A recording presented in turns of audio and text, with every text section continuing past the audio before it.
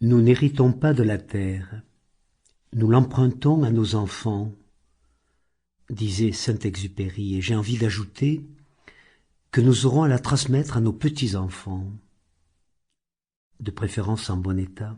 C'est pour cela que je travaille depuis des années à développer des principes de base pour une écologie relationnelle essentielle. Je me situe, comme tentent de le faire aussi de plus en plus d'hommes et de femmes, dans ce courant de recherche qui vise à entrer dans une conscientisation plus claire de soi et du monde qui nous entoure. Je crois que la responsabilité de conscience incombe à chacun d'entre nous. Prise de conscience non pas par le détachement, la révolte ou la critique, mais par un engagement actif sur le terrain de la vie, par un positionnement ancré dans le concret et le quotidien, qui ressemblerait beaucoup à du militantisme sans mot d'ordre, sans obédience à un parti ou à une structure collective.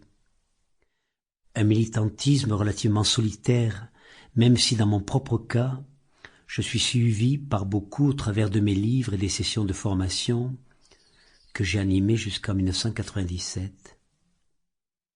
Je suis un de ceux qui pensent qu'il ne suffit pas de prendre du recul, de se retirer, de pratiquer du yoga ou de la méditation, de se replonger dans ses vies antérieures ou de réciter des mantras pour accéder au changement.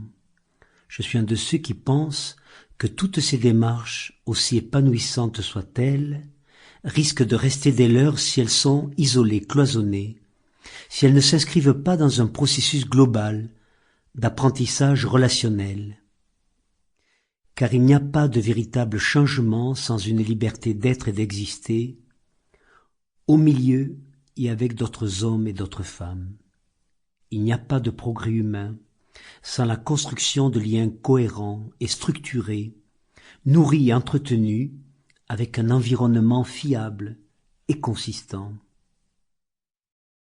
Je sais aujourd'hui que l'accès à la maturité, à l'autonomie affective et relationnelle dépend à la fois du degré de solitude que nous pouvons assumer et de l'acceptation des possibles de la rencontre avec autrui. Entre semblances et différences, nous avons à nous construire, à nous positionner, à nous définir avec les autres, mais aussi à nous confronter avec eux, qu'ils soient proches ou éloignés.